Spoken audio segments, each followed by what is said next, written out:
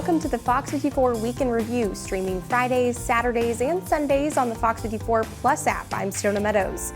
As always, we're compressing a week's worth of stories about North Alabama at its best into a locally focused half hour. In the minutes ahead, you'll learn about a surprising trend related to traffic in relation to Huntsville's rapid growth. Smoke but no fire. We'll explain what this machinery is telling Athens city leaders. And we'll take a look at artificial intelligence and the ways it's already used in your everyday life, including the grocery store. And we'll visit some rockin' and rollin' Derby girls who call Madison County their home turf. But we'll start with back to school news. It's getting closer and closer, and as parents make those last minute preparations, health officials hope that includes those all-important immunizations. We are literally 2 weeks from many kids returning to the classroom.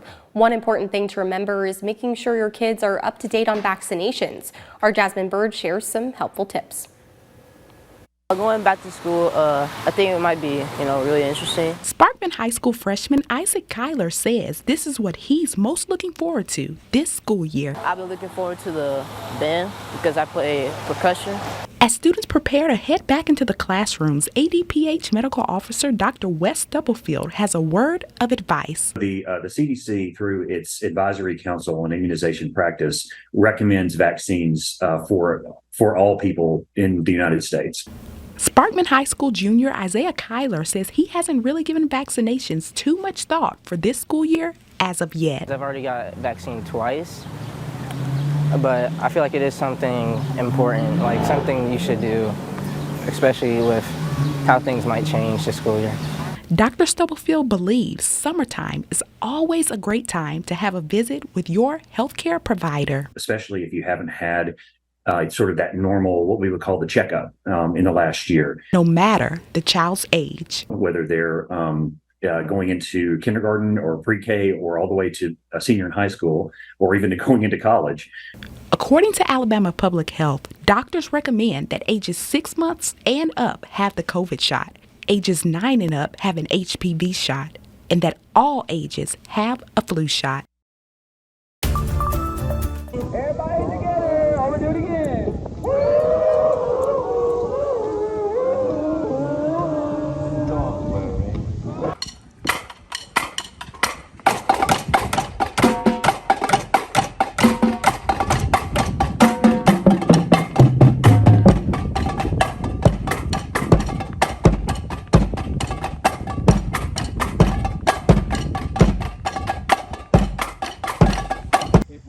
If we all help, it won't take long. But tomorrow when we come back out here, find your little footprint, get in your footprint mallet instruments.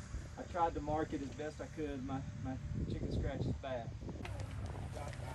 Celebrate. 3, 5, 6. 1 and 2 and 3 and 4 and 5 and 6, 7, 8. Left. Today was a day of fun in the sun for Decatur City Schools parents and administrators. Parents were able to meet and greet administrators and program directors at DCS's Family Academy held an event called Parents in the Park. Our Jasmine Bird takes us there. This will go here, right? Yeah. A mother's love. Just take this out. Meet Ana Chavez Bold. I'm actually very happy that they have this program because it gets the kids out of the house. And best of all, it's all hands-on. For Chavez Bold, hands-on learning is key. Hands-on is very important. It's a very good way to learning. For Eastwood Elementary School third grader Edgar Bold, this day has filled his heart with great joy. It makes me feel happy, very happy. I'm very thankful that everyone could be here. Decatur City Schools Community Outreach Coordinator Bruce Jones says this event is all about connecting and building relationships. Kids coming from a different environment now, they don't see a lot of respect, so they're not going to respect you until you build some type of relationship, some type of connection with them. So this is what we're trying to do. Social Service Representative Latoya Brown agrees that this is why the Decatur City Schools Family Academy is so important, and this is what the Academy is all about. Our Family Academy was developed to provide information to parents on how they can connect with their children and be a part of their education. We want to get ahead of any issues that may be, and we want to develop a rapport with our families. I would definitely like to say thank you to the school district for getting this program going, because it's definitely important for all these kids to have, again, things to do out of the house besides being on their tablets. The next Parents in the Park will be held on Monday, July 24th at Wilson Morgan Park from 11 to 1. Indicator, Jasmine Bird, Fox 54 News. All right, thank you, Jasmine. Speaking of schools, this weekend is Alabama's annual back-to-school sales tax holiday. That starts tomorrow through Sunday. The state waives its 4% sales tax on school-related supplies and clothing. For details on what's tax-free, head over to our website. Well, on July 16th of last year, the National Suicide Hotline changed from a 10-digit number to a much easier to remember 3-digit number, 988. Our Nixon Norman spoke with 2 local outreach organizations about 988. And Nixon, what have you learned? Well, Kanisha, I learned a lot, and I spoke with Bearded Warriors and Ashakiran, both outreach organizations, with one focusing on veterans and the other focusing on domestic violence victims and bridging the gap among culturally diverse communities. Both of them shared the importance of this hotline resource. The 988 Lifeline provides 24/7 support for people in a suicidal crisis or emotional distress. The National Suicide Prevention Lifeline launched back in January of 2005. And since its inception, it has received over 20 million phone calls. Going from a 10-digit number to a 3-digit number, if somebody's in crisis, whether it's a veteran or a family member, a friend, or just somebody that if something's happening in the community and somebody comes up on somebody that's, in a crisis or whatnot. When someone's in crisis, the last thing you want them to try to remember is this whole long number.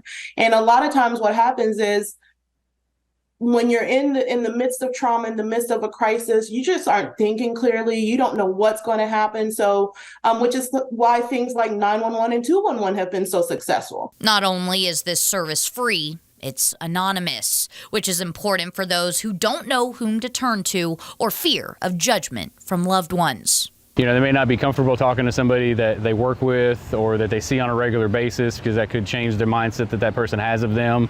Even though we shouldn't judge people for anything that they're having going on with mental health. Beyond anonymity, there's also confidentiality. Those who call can rest assured that their business will not be aired out by those who answer the phone. It's hard to know who to go talk to, and confidentiality as well. When you call and you're looking for help, one of the biggest concerns is, do these people know me? If they do, are they going to keep it confidential? So the fact that there's no way to be tracked in a way is actually a good thing for those that may need the support, that may be embarrassed that they're going through a hard time. When you struggle with your mental health, you may not know where or how to get help. That's why Grateful Recovery, a nonprofit organization, brought mental health organizations across Alabama together for their first ever mental health fair today, meant to connect individuals with the resources they may need. Sometimes when you're struggling with your mental health, you may feel alone, but these tents sitting along the Butler Green lawn at Campus 805 are filled with kind eyes and listening ears, ready to provide you with the help you may need. We know that there are people out here who are afraid to admit that they need the help. They're also afraid to go seek the help. This being the first ever Mending the Mind Mental Health Fair in Huntsville, an event put on by the nonprofit Grateful Recovery, meant to emphasize some of the mental health resources that are available here in the state. Grateful Recovery is a nonprofit organization centered around helping those in need for substance use, addiction, grief counseling, domestic violence. And so we offer a number of services, but our main service is counseling for those who are in need of it. Grateful Recovery also partners with other organizations and the court system to connect with those in need of guidance. We have seen a number of people graduate from the addiction counseling that we've provided. The court system gives us clients to help, to go through classes, to go through trainings, to just get coping skills and life skills. Magnolia Ranch Recovery, a rehabilitation center, focuses heavily on clinical work, where clients work closely with therapists. We also want to make sure that they are healthy, they have regimen and schedules, they have chores.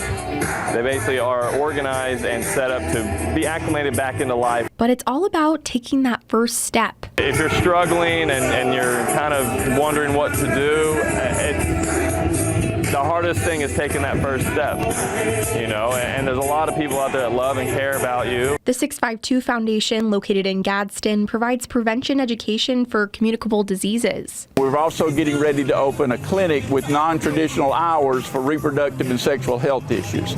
So we do a lot of curriculum development. We try to involve the community in doing prevention, and then we involve the community in how we do the clinic. These resources want to listen and unite individuals to the programs that'll help them live a healthy life. I hope they walk away with an empowerment to change their own lives and control their own health, but more than that, I want them to leave with knowledge that will also influence their friends' lives. And so I want everybody to leave with the ability to live a healthy, happy life. Artificial intelligence, a term we've all been hearing a lot lately, but what exactly is AI and how does it present itself in our everyday lives? Our Sedona Meadows joins us now. In Sedona, you spoke with an AI expert. What can you tell us? Kanisha, from what I've learned, artificial intelligence can present itself in many different forms, and AI technology has really progressed over the last decade.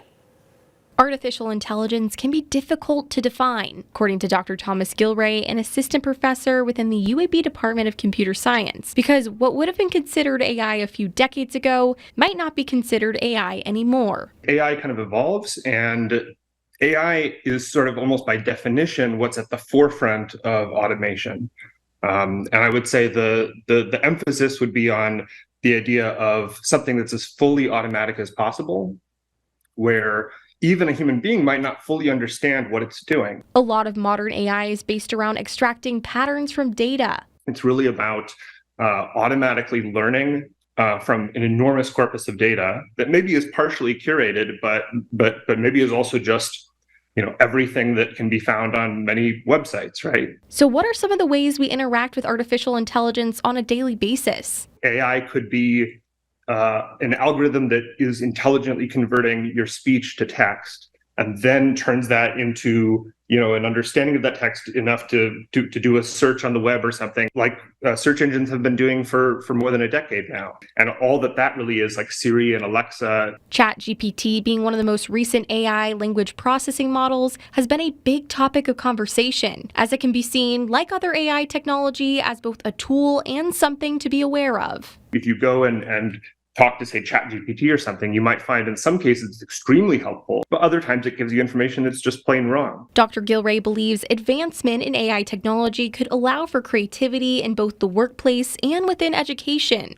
But it's important not to fully rely on these systems. Students who haven't mastered their communication skills may be taking essays from ChatGPT and then just modifying them a little bit. I really think that's too much of a crutch. You're not really learning to communicate yourself. He says he sees a lot of potential for how people will use this technology in the future. I think that in the next 5 years or so, we're going to really see an explosion of human and AI creativity.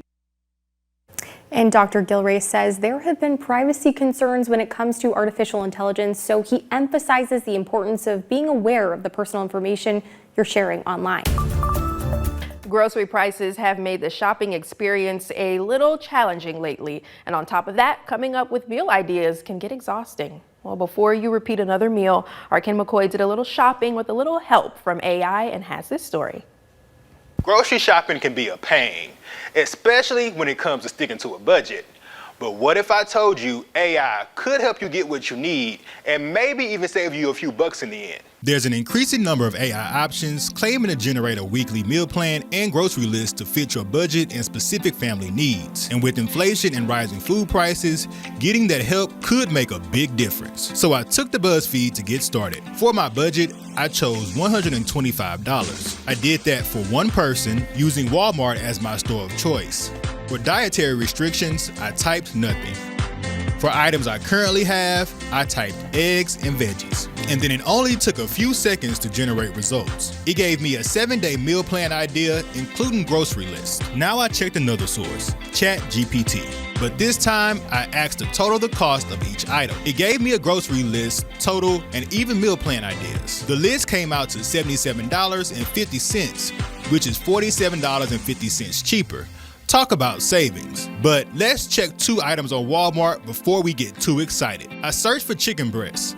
The price was $7.80, so a little more than $7.50. I also searched for my favorite, yogurt. The price was $3.54 for a 3-ounce tub.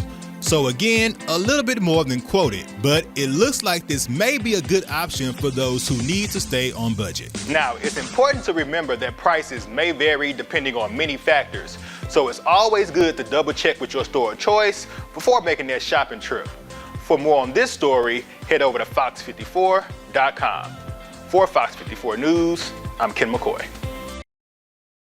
Get Fox 54 Plus for Roku and Fire TV. Watch local newscasts live or on your schedule, plus exclusive specials like Weekend Review, a recap of the week's top stories. Fox 54 Plus, live, local, and always on.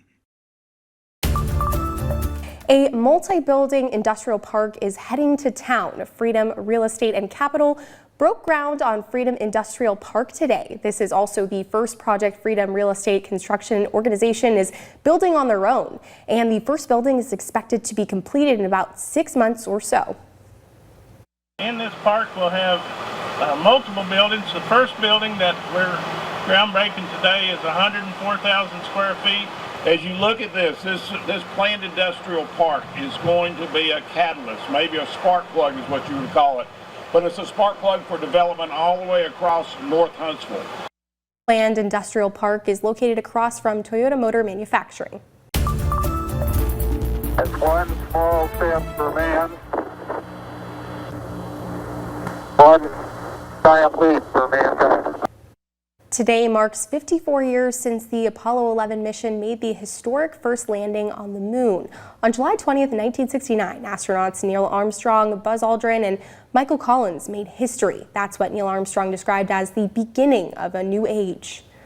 The U.S. Space and Rocket Center is celebrating those historic achievements for National Moon Day. The interactive educational activities highlighted each Apollo crewed mission, which NASA engineer Ron Creel got to experience firsthand.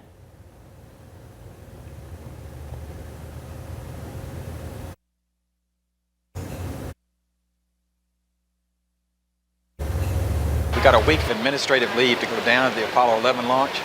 We got down there for the actual launch itself. Turns out the people at Kennedy Space Center, they got to be much closer. They put the Marshall Space Flight Center people further away, and we had to fight the mosquitoes. We're celebrating something that occurred over 50 years ago. So it's something that they can connect with their grandparents with, because the now generation is the Artemis generation. So the children that are now exploring are soon to see, again, astronauts walk on the surface of the moon. And Athens residents, if you happen to see smoke rising from the ground, manholes, or stormwater drains this week, don't be alarmed. Athens Utilities is smoke testing to test sewer lines and to assess the overall current City of Athens wastewater collection system condition. Our Jasmine Bird takes us there to learn more.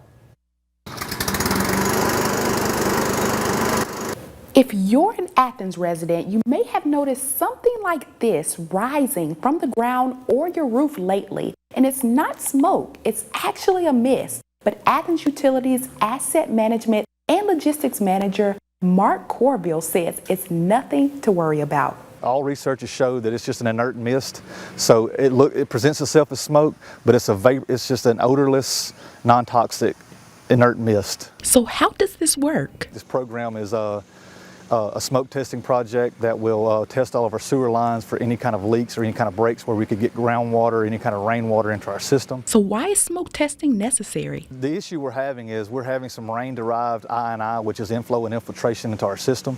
So it's driving up energy costs, it's driving up costs for our staff and our crews to remediate the issues that I&I is causing.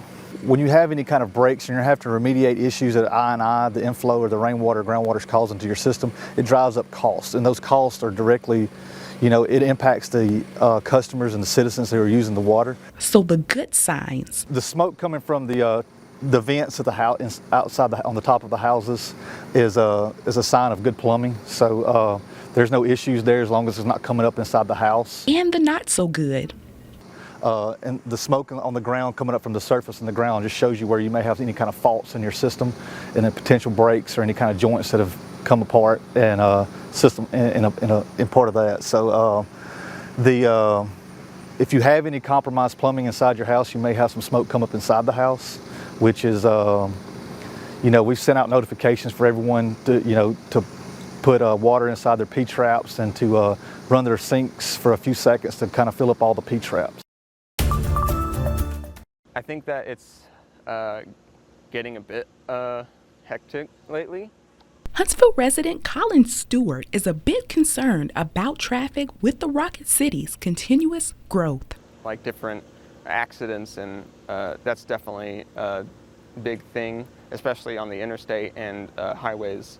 HPD officer and traffic homicide investigator David Broom believes with the city's steady growth, wrecks statistically are going to go up with the higher population that we have.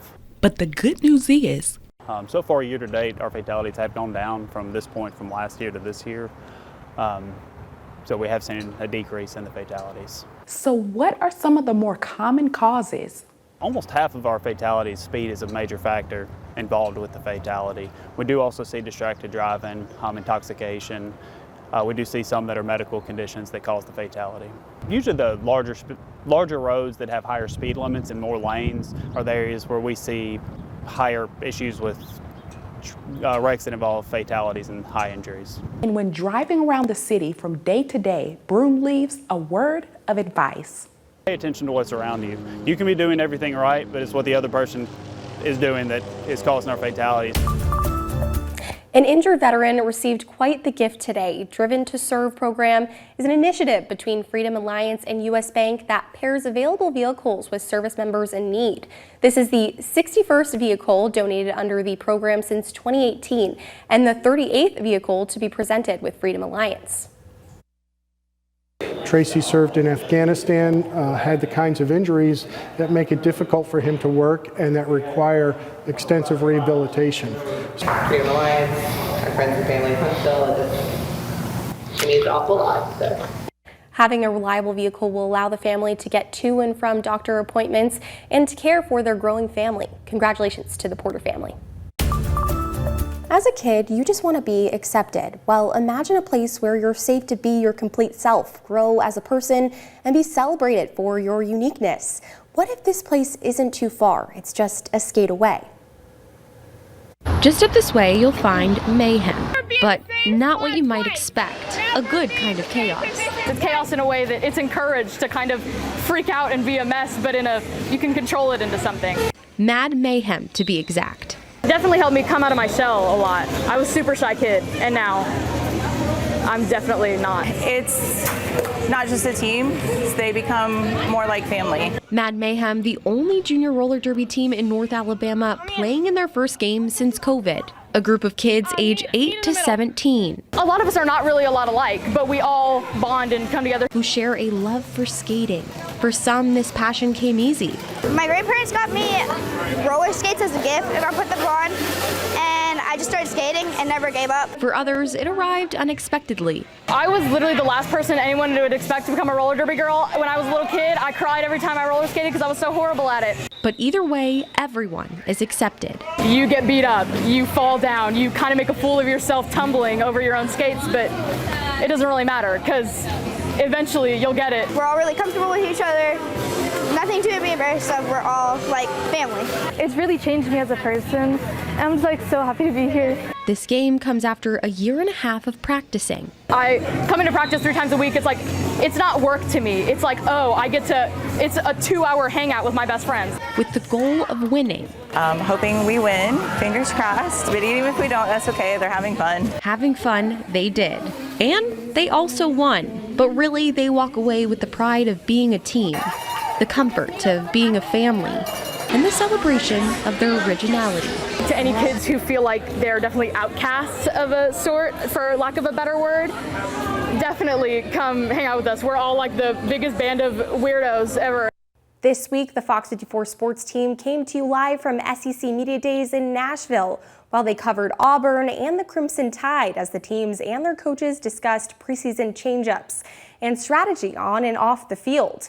Our Mo Carter, Nick Kuzma, and Simon Williams have lots of highlights to share, and you can watch all their reports right now on fox54.com and our station YouTube page. That puts a bow on another edition of the Week in Review. Remember, we're here every weekend on Fox 54 Plus, where you can find digital-only specials like the Unzip to Zip road trip and the Valley's Top Teacher class of 22-23. Download the app today on your Roku, Fire TV, and Apple TV devices. For now, I'm Stona Meadows. Thanks for watching. See you next time.